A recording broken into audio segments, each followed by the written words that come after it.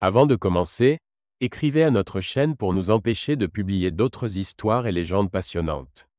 Au cœur de la savane africaine, là où l'air est chaud et où les vents brûlants soulèvent des colonnes de poussière, il y avait un village appelé Bakuba. Ici, chaque jour est une lutte. Pour l'eau, pour les récoltes, pour la vie.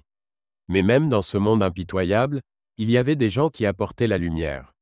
L'une d'entre elles était Amina, une femme dont le sourire pouvait éclairer les coins les plus sombres. Amina était l'incarnation même de la force et de la résistance. Ses yeux, profonds et chauds comme le ciel du soir, reflétaient toute sa bonté. Chaque jour, elle se levait à l'aube pour travailler dans les champs et, malgré sa vie difficile, elle trouvait la force de sourire. Pour elle, sa maison, bien que délabrée, était un lieu où vivait l'amour. Son mari Bakiri était son soutien, le roc sur lequel elle construisait sa vie. Bakiri connaissait tous les coins et recoins de la savane. Ses mains sentaient la terre et l'herbe, sa voix était grave et apaisante comme le grondement lointain d'un orage. Amina l'aimait de tout son cœur, et lorsqu'il ne rentre pas à la maison après une nouvelle chasse, son monde s'écroule.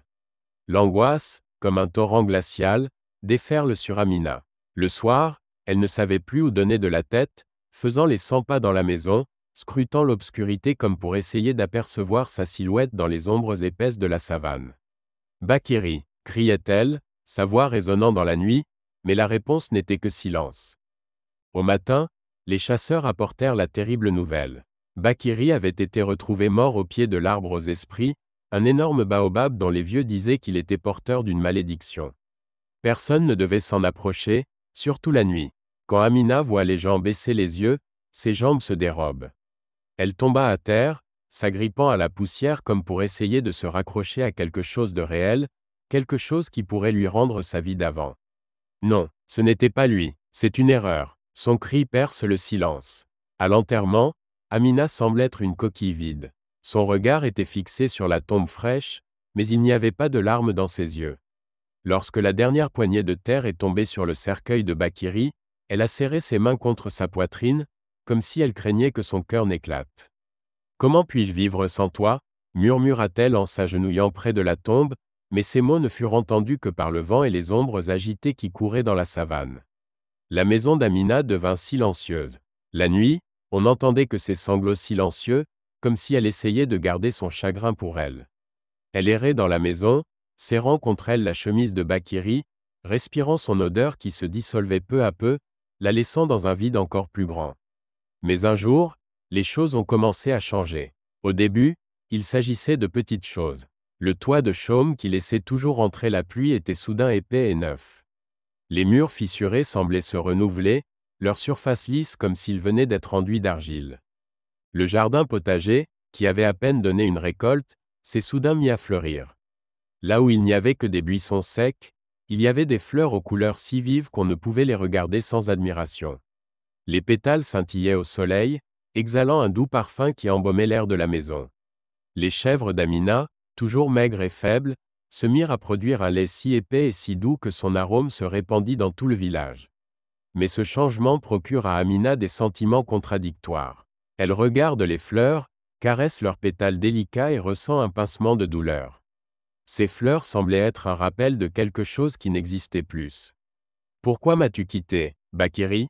S'agit-il d'une bénédiction, ou est-ce une malédiction » murmura-t-elle, debout au milieu de cette beauté soudaine. Le changement dans la maison d'Amina ne passe pas inaperçu. Au début, les voisins sont surpris, sincèrement heureux pour elle. Mais la joie est vite remplacée par la peur. « Comment est-ce possible » murmurent les femmes au puits. « Qui a rénové sa maison ?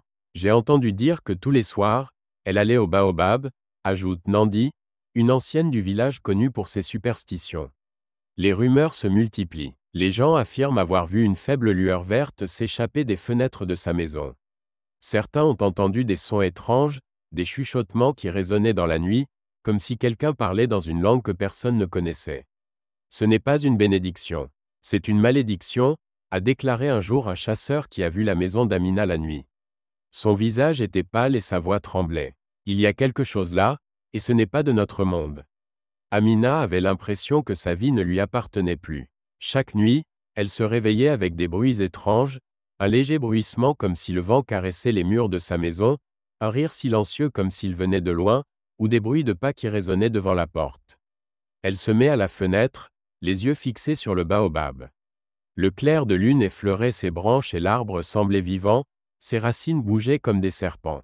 « C'est toi, Bakiri, es-tu de retour ?» murmura-t-elle en s'entourant de ses bras comme si son corps allait s'effondrer de douleur et de peur. Son cœur se brisait. L'amour qu'elle portait à son mari, le désir qu'elle éprouvait pour lui, la peur de ce qui se passait, tout cela la submergeait et menaçait d'envahir son esprit. Chaque jour était un défi et chaque nuit un rappel que tout dans ce monde ne peut être compris ou accepté.